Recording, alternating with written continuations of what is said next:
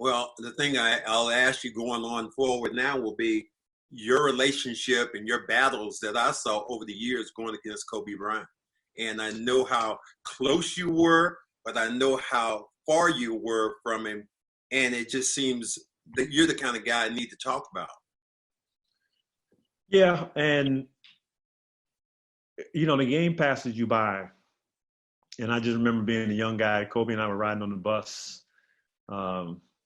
We were going to the Combine in Chicago, and we happened to land in the airport together. And we were sitting on the bus, and Kobe was he was a young guy. He was 18 years old, and he admired me, looked up to me because he had watched me in college.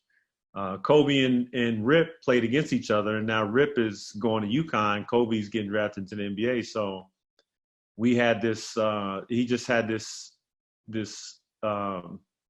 young excitement, this enthusiasm about him to come into the league and improve himself. So that's the Kobe I always remember whenever I played against him. We always competed, and obviously he wanted to always prove to people that he was better than me because I was drafted higher than him.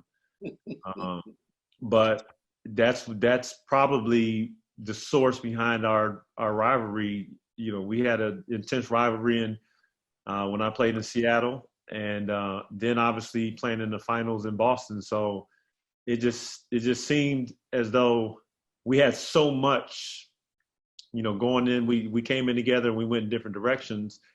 So it just seemed like there's a point where you could just sit down and, that 30 for 30 comes out and you get a chance to sit down with your family somewhere on the beach somewhere and just kind of conversate about, everything that you went through. And, there's things that he had to deal with. And in the year we beat him in 2008, and then when they beat us in 2010, like to be able to share those stories and the year in between, it never will come to fruition. And it was sad to me to know that conversation will never be had, because it wasn't like I had anything against him. I just loved competing against him. I wanted to beat him as much as he wanted to beat me. So it just was, you think about it, it's like, wow, we played a game for a living for our whole lives. And I think in a lot of situations, Max, when you're playing in a city like Boston and LA, has this huge rivalry, and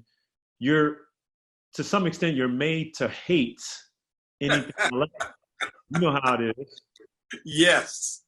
And but when you get removed from it, you realize, like, what is it that I really hate? I don't hate you. I don't dislike you for anything. We just played a game of basketball, and we won one against you. You won one against us, and it was a great battle. And you just kind of walk away from it and just appreciate the competition and the lessons learned. But you can't walk away from it with any, ill will or any anger, because somebody's got to get the best of somebody at some point, and then you look at, I always make the reference to Russell.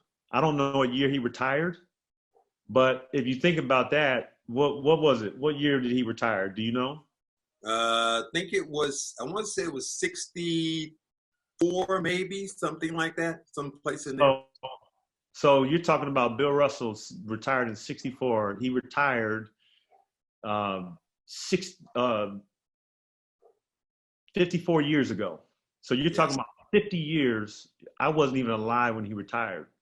So he has a whole new existence, and what he did on the floor is giving him, the ability to move through the world and be a living legend and be an ambassador for the game of basketball. And you don't see Bill Russell talking about a game that he played or a player that he played against. It's just about his ability to have an impact on the game while he played it, that is so long lasting now, 50 years after he retired.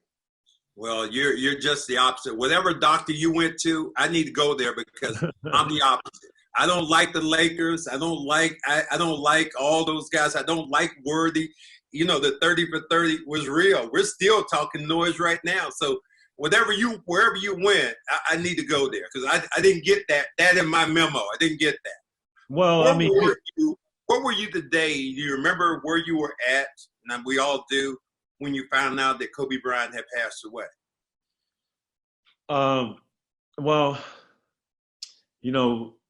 just to make reference to, you thinking about all the things and players of your past. Tell you what, I know you say it jokingly and lightheartedly, but we can't get it back. It's just like, how we compare generations. You think about, people are like, well, who's the best? Like, which player is the best shooter, and who's the best dunker of all times, and who's this and that. And I was like, the numbers will lie to you, because the game changes. So the numbers never represent, you can't make a comparison through numbers. But even more so, it's just like a tennis shoe. Like, you remember the shoes you wore when you played. Yeah. That doesn't mean that those shoes were terrible because you played them then. They meant something to you, and they might be your favorite shoes based on what they meant to you while you were growing up. Because for nostalgic purposes, I think everybody feels the way they do about that player, about that team, about that particular shoe, because it was something that meant something to them when they were growing up. And that, to me, you can't argue with a person over nostalgia. So, in present day, I think about things that mean something to me and how they've affected me growing up. And that's always going to be the case. And that's why I don't argue with people who have opinions about who they think the greatest player of all times was, or the greatest shooter. But to answer your second question, I had a golf event that I had to participate in, a shootout in Hawaii. And I flew from Miami to Phoenix, and I landed in Phoenix about 10:15, and I had to wait an hour. Actually, it was 30 minutes. So we were a little delayed, and I was getting on the plane, and I remember trying to rush and get some water for the plane, and didn't think anything of it. I just got on the plane, and we took off. It was about 11:15, and my gate literally was across the hall from my departure gate was across the hall from where I arrived. And so it was another 6 hours to Hawaii, from Phoenix, which I didn't know was that long, but it was longer than I expected. And then I was sitting, and I kind of looked over, we were about to land, and I was looking over at the water in Hawaii, and I kind of looked over the seat. The woman, she had turned her phone on, and I seen Kobe Bryant in her phone. And I didn't think anything of it other than, something, Kobe must have said something. Because she sounded like she was having a conversation about Kobe Bryant. And then I turned my phone on, and then I was walking off the plane, and I had about 60 text messages, because I had been in the air for 6.5 hours. And this happened, within the first 30, 45 minutes of when I took off in Phoenix, because I started playing over my head when it happened. And, you think of all the things you could have done, like call them, like you tell people to be safe all the time, because we say be safe, stay healthy, be safe, especially now during this pandemic. But those words, they really mean something. Like, you got to be safe out in the streets, and you want people to think about what they're doing. Don't rush. Don't take things for granted. Pay attention on the streets. Like, there are other crazy people that you got to protect yourselves from. So when I landed, I started looking at my phone, and my wife said, I need you to call me as soon as your phone comes on, because she was nervous because I was flying longer than she had expected. So everybody called me, and then, I was walking through the terminal in Kona, and I just couldn't believe it. I couldn't believe it. And it was tough, because I was around a lot of people that wanted to have conversations just about basketball, about random stuff, and I was getting my bags, and I couldn't have a conversation. I couldn't talk. I was like, I'm sorry, but I don't want to talk right now. Because I was trying to kind of understand this, was this real? Like, you hear stuff like this all the time. To see someone so young be removed from the earth is tough. He has so much life to live, and you start to think, wow, this could have been anybody. This could be us. You think about what your kids would go through, what they'd have to deal with. And I was like I was in the wrong place.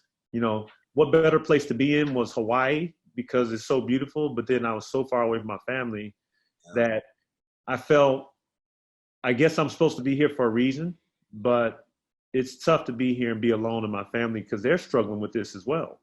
Right.